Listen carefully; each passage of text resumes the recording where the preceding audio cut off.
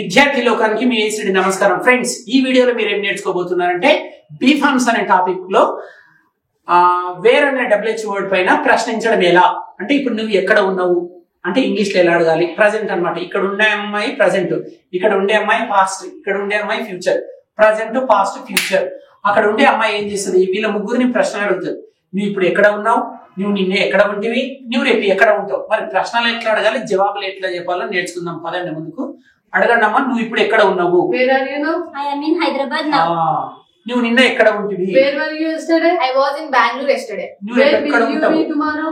I will be in Chennai tomorrow. So నువ్వు ఎక్కడ ఇప్పుడు ఎక్కడ ఉన్నావు అంటే వేర్ ఆర్ యు నవ్ అంది. నువ్వు నిన్న ఎక్కడ ఉంటావు అంటే వేర్ వర్ యు ఎస్టర్డే అంది. నువ్వు రేపు ఎక్కడ ఉంటావు అంటే where will you be tomorrow అంది. యు అనే సబ్జెక్ట్ అయిపోయింది. మరి ఇప్పుడు దే అనే సబ్జెక్ట్, వారు ఇప్పుడు ఎక్కడ ఉన్నారు, వారు నిన్న ఎక్కడ ఉంది, వారు రేపు ఎక్కడ ఉంటారు. అడగండి. Where are they now? They are in Hyderabad now. Where were they yesterday? They were in Chennai now. Chennai yesterday. Where will they be tomorrow? They will be in Bangalore tomorrow. Okay, ఇప్పుడు he అనే subject తీసుకుందాం. అతడు ఇప్పుడు ఎక్కడ ఉన్నాడు, అతడు నిన్న ఎక్కడ ఉండే, అతడు రేపు ఎక్కడ ఉంటాడు. Where is he now? He is in Hyderabad now.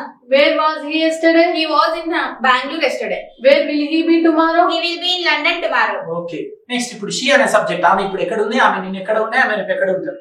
Where is she now? She is in Hyderabad now. Where was she yesterday? She was in Bangalore yesterday.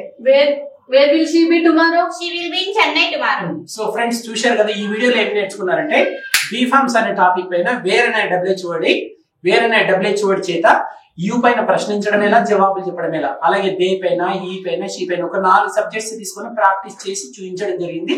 మీరు రకరకాల సబ్జెక్ట్స్ చేత ప్రాక్టీస్ చేయండి. సో ఈ వీడియో చక్కగా అర్థమైందని ఆశిస్తున్నాను.